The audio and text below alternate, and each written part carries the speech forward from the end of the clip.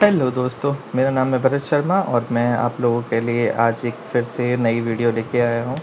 कल मैंने एक जो वीडियो डाली थी उसके अंदर सब ने मुझसे पूछा कि आपने कैसे रेजिस्टेंस मार्क किए, कैसे सपोर्ट मार्क किए, आपको कैसे पता चला कि ये ऐसे वर्क करेगा।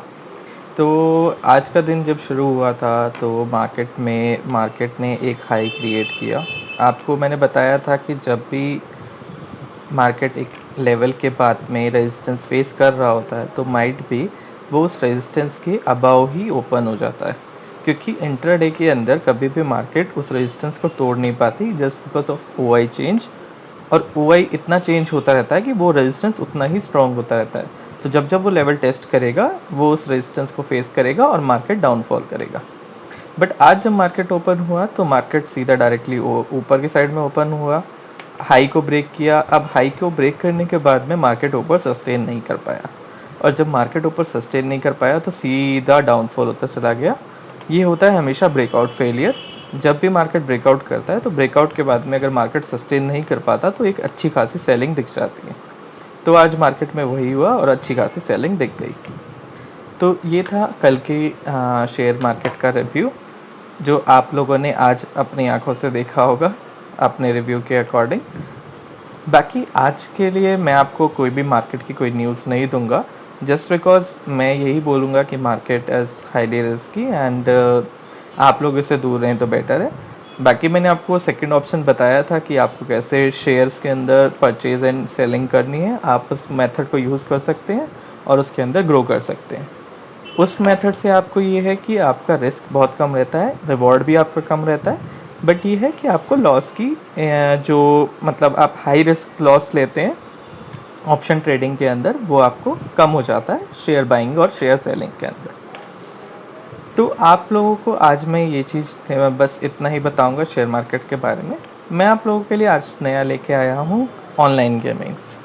आप लोगों ने देखा होगा कि ऑनलाइन गेमिंग के लिए आजकल बहुत सारी ऐप्स आ गई हैं। मैं ऐप्स का नाम नहीं लूँगा, बट आप लोगों को पता होगा कि हर एक ऐप आपको बहुत सारी चीज़ें ऑफर्स करती है कि आप अगर इसके ऊपर गेम खेलोगे तो you can earn so much. But वो वहाँ पर एक छोटी सी टर्म्स एंड कंडीशन लगा देते हैं कि आपको यहाँ पर ये सिर्फ और सिर्फ बाजार या फिर आपके आर्थिक जोखिम के अधीन रहता है। That is your income loss. So that depends totally on the money you are spending on those games. तो आप जितना उसके ऊपर गेम के ऊपर लगाओगे वो आपके लॉस के ऊपर रहता है। तो उन गेम्स को खेलना चाहिए नहीं खेलना चाहिए, that is the main thing. तो आप लोगों ने देखा होगा कि बहुत सारे एक्टर सुपरस्टार्स आपको वो गेम खेलने के लिए सजेशन देते हैं। बट मैं क्या बोलूँगा, आप बिल्कुल उस गेम को मत खेलो। वो गेम बहुत ही ज़्यादा हाईली रिस्की है। उसके अंदर एल्गोरिथम्स इस तरीके से सेट हैं, it's like a gambling game.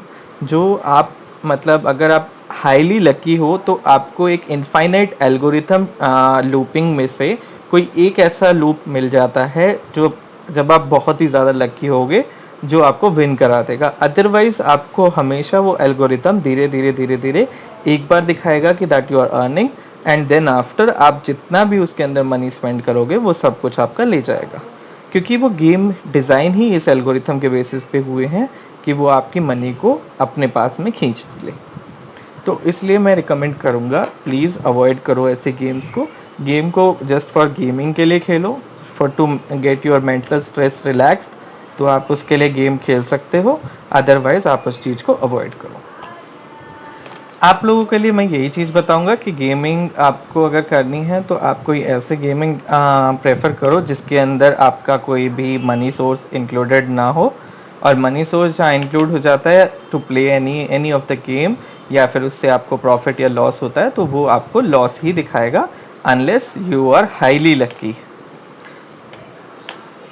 बाकी आपके लिए मैं एक और चीज़ लेके आया हूँ।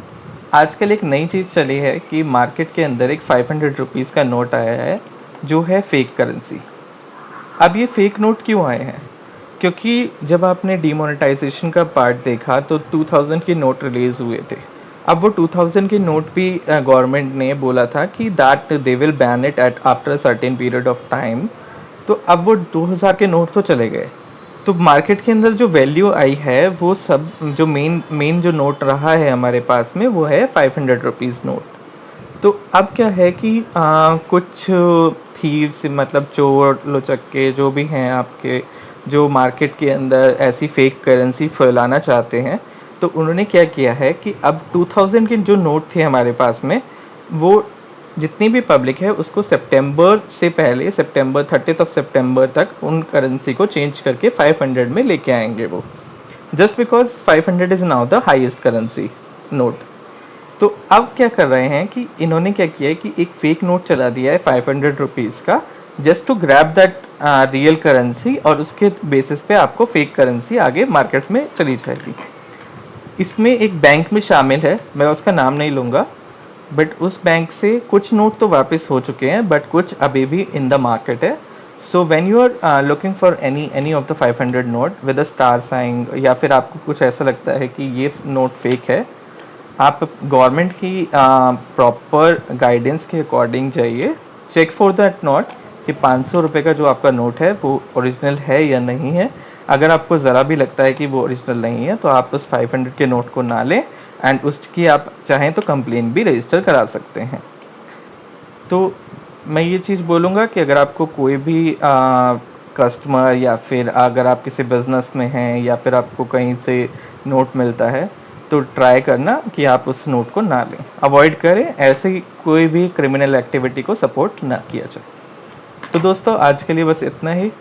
बाकी अगर आपको वीडियो अच्छा लगे तो प्लीज़ लाइक करें, सब्सक्राइब करें, शेयर करें अपने फ्रेंड्स को, ताकि ये इन्फॉर्मेशन उन तक भी पास ऑन हो, और मैं आपके लिए ऐसी ऐसी अच्छी अच्छी वीडियोज़ लाता रहूँगा।